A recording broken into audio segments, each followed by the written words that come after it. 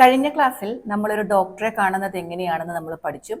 ഡോക്ടറെ കാണുമ്പോൾ എന്തൊക്കെ ഇംഗ്ലീഷ് സെന്റൻസുകളാണ് ഉപയോഗിക്കേണ്ടത് എന്നുള്ളതൊക്കെ നമ്മൾ പഠിച്ചു. അതിൻ്റെ പാറ്റേണും നമ്മൾ പഠിച്ചു അല്ലേ.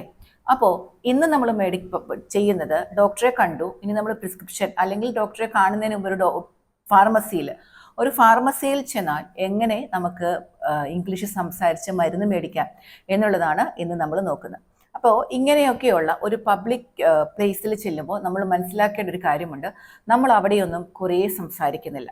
നമുക്ക് അവിടെ എന്താണോ ആവശ്യം ആ ആവശ്യം സംസാരിച്ച് നേടിയെടുത്ത് പോരുക മാത്രമാണ് നമ്മൾ ചെയ്തത്.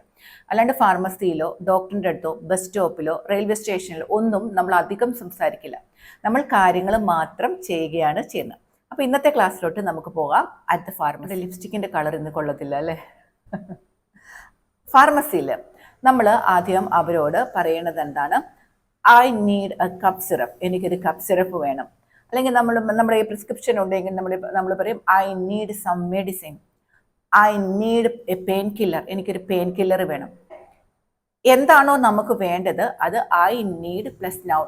I need Dolo, I need some medicine. എന്താണോ നമുക്ക് വേണ്ടത് അത് ഐ നീഡ്, പിന്നെ നമുക്ക് വേണ്ടത് എന്താണെന്ന് പറയണം. അപ്പോൾ അവർ നമ്മളോട് ചോദിക്കും വാട്ട് ഇസ് ദ പ്രോബ്ലം, എന്ത് പറ്റി? അപ്പോൾ നമുക്ക് രോഗം എന്താണ് നമ്മൾ എങ്ങനെ പറയും? I have A headache, I have A sore throat, I have A pain. ഇങ്ങനെ നമുക്ക് ഉള്ള രോഗങ്ങൾ നമ്മൾ പറയും. അത് നമ്മൾ കഴിഞ്ഞ ക്ലാസ്സിൽ പറഞ്ഞതാണ് രോഗം എങ്ങനെയാണെന്ന് പറയാൻ. അപ്പോൾ നമ്മളിവിടെ പഠിച്ച പുതിയ സെന്റൻസ് പാറ്റേൺ എന്താണെന്ന് വെച്ചാൽ ഐ നീഡ്, പിന്നെ എന്ത് നമുക്ക് വേണോ അത് നമ്മൾ പറയണം. അതാണ് നമ്മൾ പഠിച്ച പുതിയ സെന്റൻസിന്റെ. ഇനി നമ്മൾ ഒരു ഫാർമസിയിൽ ചെല്ലുമ്പോൾ അവിടെ ഇന്ന മെഡിസിൻ ഉണ്ടോ എന്ന് നമുക്ക് ചോദിക്കണം അല്ലേ, അല്ലെങ്കിൽ നമ്മുടെ പ്രിസ്ക്രിപ്ഷനിലുള്ള മെഡിസിൻ ഉണ്ടോ എന്ന് നമുക്ക് ചോദിക്കണം. അങ്ങനെ ചോദിക്കാൻ നമുക്ക് ഇതൊക്കെ നമ്മൾ ഹോസ്പിറ്റലിൽ എന്ത് ഉപയോഗിക്കുന്നു നമ്മൾ പഠിച്ച കാര്യമാണ്. Do you have this medicine, ഈ മെഡിസിൻ ഉണ്ടോ?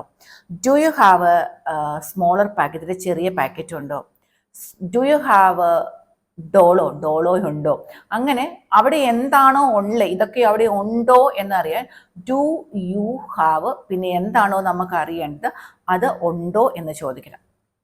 ക്ലിയർ? നമ്മൾ ചില മെഡിസിൻ ഒക്കെ അവിടെ വാങ്ങിക്കാൻ ചെല്ലുമ്പോൾ നമ്മൾ അവരോട് ചോദിക്കും can I buy these without prescription, prescription ഇല്ലാതെ ഇത് വാങ്ങിക്കാൻ പറ്റുമോ? Can I buy these without prescription, ഇത് പ്രിസ്ക്രിപ്ഷൻ ഇല്ലാതെ എനിക്ക് കിട്ടുമോ?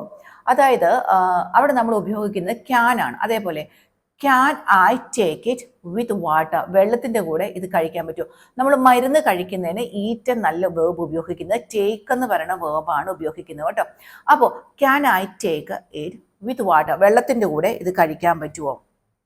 Can I take 2 tablets, 2 tablet കഴിക്കാൻ പറ്റുമോ? അപ്പോൾ നമുക്ക് അങ്ങനെ എന്തെങ്കിലും ചെയ്യാൻ പറ്റുമോ അല്ലെങ്കിൽ എന്തെങ്കിലും ചെയ്യണോ എന്ന് നമ്മൾ ചോദിക്കണമെങ്കിൽ ക്യാൻ ഐ, ബാക്കി എന്താണോ അത് വേർബ് ഫസ്റ്റ് ഫോം ഇടുക, പറയുക. ക്യാൻ ഐ ആണ് നമ്മൾ അവിടെ ഉപയോഗിക്കുക. നമ്മൾ ചോദിക്കും ഇത് എങ്ങനെയാണ്, നമ്മുടെ കയ്യിൽ ഒരു മരുന്ന് കിട്ടിയാൽ നമുക്കത് ചോദിക്കണം how should I take this medicine, ഇതെങ്ങനെ ഈ മരുന്ന് നമ്മൾ കഴിക്കണം. How should I take this medicine. ഞാൻ കുറേ ക്ലാസ്സുകൾക്കൊക്കെ മുമ്പ് പറഞ്ഞിട്ടുണ്ടായിരുന്നു, നമ്മളൊരു ക്വസ്റ്റ്യൻ ഉണ്ടാക്കുമ്പോൾ ആ ക്വസ്റ്റ്യൻ്റെ പാറ്റേൺ എങ്ങനെയാണ് എന്നുള്ളത്, അതിൻ്റെ ക്വസ്റ്റ്യൻ്റെ സ്ട്രക്ചർ എങ്ങനെയാണ് എന്നുള്ളത്, ആ ഒരു സ്ട്രക്ചറാണ് നമ്മൾ ഇവിടെ ഉപയോഗിച്ചിരിക്കുന്നത്. അതായത് നമുക്കൊരു WH word how, auxiliary should, verb subject I, verb take. How should I take this medicine, എങ്ങനെയാണ് ഈ മെഡിസിൻ കഴിക്കേണ്ടത്, എങ്ങനെ ഈ മെഡിസിൻ കഴിക്കണം. അപ്പോൾ കഴിക്കേണ്ടത് ഷുഡ്, കഴിക്കണം ഷുഡ്, ഇതിനൊക്കെ നമ്മൾ ഷുഡാണ് കേട്ടോ ഉപയോഗിക്കുന്നത്. അപ്പം ഈ വാക്കൊന്ന് നിങ്ങൾ സെന്റൻസ് ഒന്ന് നിങ്ങൾ പറഞ്ഞേ. This medicine. How should I use this cream, ഈ ക്രീം എങ്ങനെയാണ് ഉപയോഗിക്കേണ്ടത്. How should I use this cream. അപ്പം ആ ഒരു സ്ട്രക്ചർ നിങ്ങൾക്ക് മനസ്സിലായല്ലോ. How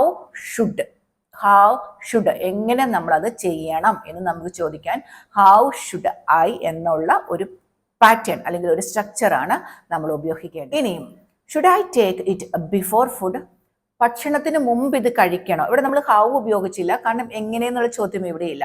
should I take it before food, എന്തെങ്കിലും ഒരു മരുന്ന് കിട്ടിയാൽ നമ്മൾ ഉടനെ ചോദിക്കുമ്പോൾ എന്താ, ഇത് ഭക്ഷണത്തിന് മുമ്പാണോ കഴിക്കേണ്ടത്? Should I take it before food.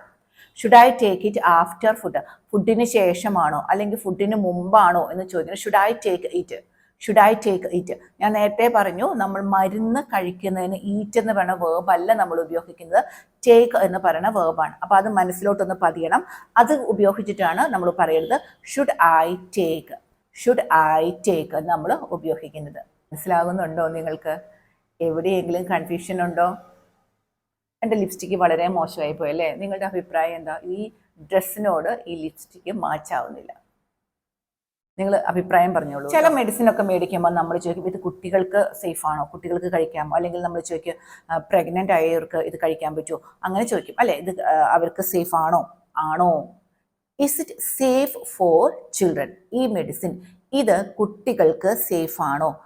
Is it safe? Is it safe for children? ഇത് കുട്ടികൾക്ക് സേഫ് ആണോ? ഈസാണ് നമ്മൾ അവിടെ ചോദിച്ചില്ലേ ഇതെങ്ങനെയാണ് കഴിക്കേണ്ടതെന്ന്. അപ്പം നമ്മളോട് അവർ പറയും take 1 tablet twice A day. ദിവസം 2 പ്രാവശ്യം കഴിക്കുക. ട്വൈസ് എ ഡേ, ഒരു ദിവസം 2 പ്രാവശ്യം. Take 1 tablet twice A day. Take 1 tablet thrice A day, ദിവസത്തിൽ 3 വട്ടം കഴിക്കുക. ട്വൈസ് എ ഡേ, 2 പ്രാവശ്യം കഴിക്കുക.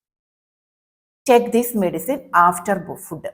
Take this medicine after food, ഫുഡിന് ശേഷം. അല്ലെങ്കിൽ take this medicine before food, ഫുഡിന് മുമ്പ്.